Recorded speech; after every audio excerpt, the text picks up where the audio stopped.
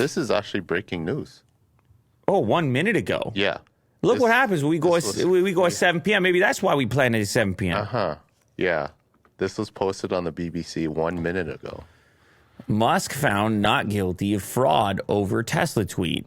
Which tweet are we talking about? 420 secured back then, August 2018. The proposed buyout never materialized. Yeah, Musk faced a class action lawsuit filed on behalf of Tesla shareholders. Man, that's brutal. When you get the lawsuit from your own shareholders. Argued that he misled them with the tweet August 2018, probably because they made some moves based on it. He had said, we're going private, funding secured. Maybe those weren't the exact terms, but he implied that the company would go private. The proposed $72 billion buyout never materialized. The U.S. Securities and Exchange Commission sued Mr. Musk over his tweet, accusing him of lying to investors. He and Tesla settled for $20 million each, which sounds like an enormous amount of money, but to him, slap on the wrist or what?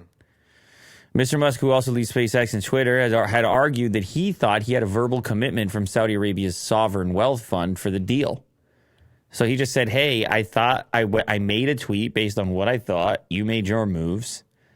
And too bad, so sad. And I don't know what these people actually lost in the deal. I presume they may have made some arrangements, some sales or contracts based on, you know, how the traders be, Will. And then in the end, they're like, hey, man, what the hell? I lost money and I want to chat with you about it. And I got enough people to turn it into a lawsuit over here. However, I guess he was able to effectively make his case that he was in belief that it was a possibility based on the information he had, and he just so happened to put on Twitter. But it comes to a bigger question around the way these powerful figures interact on social media and what constitutes fraud or what constitutes misdirection or like whatever rules we want to have around it.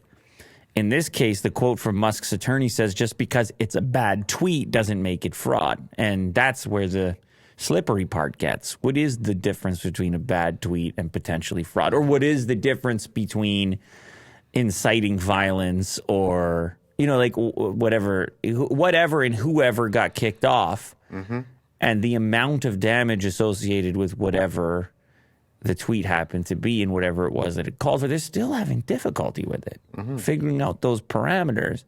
Everyone seems to agree on the doxing one. They're like, man, don't dox anybody. Everyone seems to agree on that one. But then every single other one seems to be up for conversation. I just got a request to do some gambling, online gambling stuff. And it's like, I'm like, wait a sec, that's one of those weird ones. Like, you know, you can't, can you even like you can't trust it. Like even if they're like, here's your login, go play for a bit, see how it goes. And all of a sudden you're winning all this money, and you're like, wait, did they get like give me a fancy login? And I'm not naming any names or anything, but you see this stuff going on social media, and you just get curious about the mechanics of it.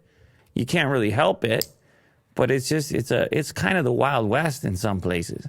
Yeah, especially 2 words: funding secured.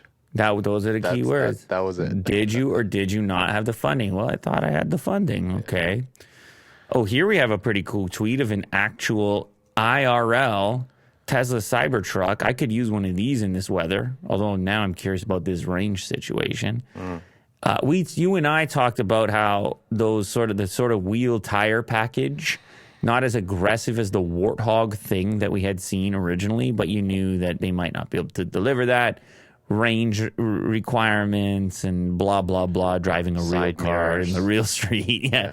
The side mirrors are the ones that really bug you. Yeah. They don't look futuristic at all. No. And I guess it's just we're not quite ready for the video version of them. So we still got side mirrors. We got the wiper. However, I don't think I care anymore. Like, this thing looks so cool, and I'm sure it's going to be so fun and different. I just wanted to arrive already, Will.